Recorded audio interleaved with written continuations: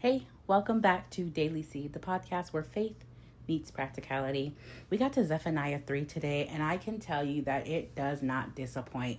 We're not going to jump all over the Bible and see why this connects to this and all that today, doing all the study version of it. But we're just going to go into Zephaniah and read the different sections of it that really stood out to me because it really told a story here, and it really went from oppression to restoration. And I think that that's everyone's story, especially when that middle arc of it is choosing Jesus. And so I'm super excited to get to this. I'm just going to start from the beginning. It says, "Woe to the city of oppressors, rebellious and defiled. She obeys no one. She accepts no correction. She does not trust in the Lord. She does not draw near to her God. Her officials are roaring lions. Her rulers are evening wolves who leave nothing for the morning. Her prophets are arrogant. They are treacherous men. Her priests profane the sanctuary and do violence to the law." My God. "The Lord within her is righteous. He does no wrong. Morning by morning he dispenses his justice, and every new day he does not fail. Yet the unrighteous know no shame." Now, this right here obviously is talking about Israel as a whole and what's happening in here. But the chapter title is "The Future of Jerusalem." So now it's painting a picture of what it looks like now, what they're doing in the church now, how they don't trust in God for real, how they're not really near to God. And some of us were like that before we knew God, right? We were rebellious. People couldn't tell us nothing. We just did whatever we wanted to. Wow. Okay. Then I want to jump over to 8. "Therefore, wait for me, declares the Lord, for the day I will stand up to testify. I have decided to assemble the nations, to gather the kingdoms, and to pour out my wrath on them, all my fierce anger. The whole world will be consumed by the fire of my jealous anger. Then I will purify the lips of the peoples, that all of them may call on the name of the Lord and serve him shoulder to shoulder." Ooh, this is good. It's getting good, right? So he rains judgment, but he brings the remnant. Speaking of the remnant, I'm going to go down to the bottom. Here at 12, it says, "But I will leave within you the meek and humble, who trust in the name of the Lord. The remnant of Israel will do no wrong. They will speak no lies, nor will deceit be found in their mouths. They will eat and lie down, and no one will make them afraid. Sing, O daughter of Zion. Shout aloud, O Israel. Be glad and rejoice with all your heart, O daughter of Jerusalem." This is so good. It's getting so good, right? So, I don't even know where to begin there because it's just so good. It's so good, the promise that he's giving to the meek and to the humble. I'm going to skip down to 17. It says, "The Lord your God is with you. He is mighty to save you. He will take great delight in you. He will quiet you with his love.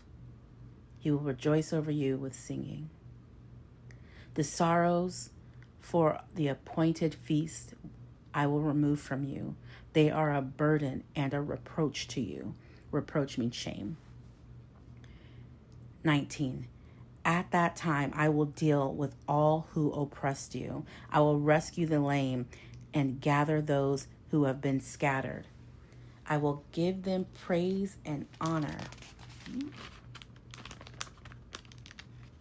Sticky Bible pages. "In every land where they were put to shame." Verse 20. "At that time I will gather you. At that time I will bring you home. I will give you honor and praise. among all the peoples of the earth when I restore your fortunes before your very eyes, says the Lord. So in order to really rejoice and enjoy restoration, there has to be a total opposite, an oppression. Because if you're never oppressed, then how would you ever understand what restoration looks like? What is there to restore if you've never been broken?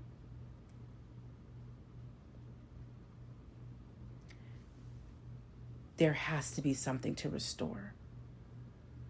And even in our broken state, as you saw in the beginning of this chapter, she didn't care. It said she had no trust in the Lord. She did not draw near him. She accepted no correction, obeyed no one. So we could be broken. A lot of us were in a broken state, didn't even recognize we were in a broken state, had no idea because the world said it was cool. Then to be rebuked and revived, to be let known, hey, that was wrong. The way you were living was wrong. But it's okay. Because the God of Israel, the God of Jerusalem, is welcoming you back, is letting you know, hey, I'm here. It's here to rescue you, here to bring you back, here to give you honor, here to give you praise, here to sing over you, here to release that shame and that burden that you may have been dealing with that no one knew because you just were so good at out there doing whatever you wanted to, not trusting anyone, not accepting correction. Everyone thought, oh, they really feeling themselves, that they have the best life. But no one knows when you go home to shame. No one knows when you go home to sadness or loneliness or fear or doubt or worry, because we are so good on putting on masks when we're out in public. This is so good, guys. This is so good. My favorite part is the restoration. Always, always, always, always. Restoration. Well, Lord, we thank you for this book of Zephaniah. It was totally unexpected, but well necessary to our souls, to our thought processes, and to how we apply your word. So, Father God, we thank you. We thank you that we are going to be the opposite of what they're showing here. We trust in the Lord. We accept correction. We obey God. We draw near to the Lord. These are our affirmations. I obey God. I accept correction. I trust in the Lord. I draw near to the Lord. I am meek. I am humble. I trust in the name of the Lord. I speak no lies. I am not deceitful. You're not supposed to say not, because apparently our brain doesn't register that. So it makes you say I am deceitful. But that's we're gonna go ahead and say we're reading the Bible, so we just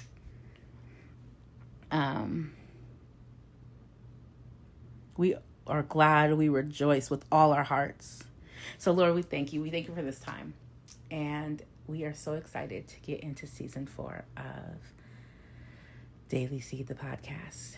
We are just so grateful that we're here, that we're back on a good path with you. That not that you ever left us, and we never left you, but just that we are able to sit with you and to study with you. And Holy Spirit is here to just guide us through this. We just really appreciate you.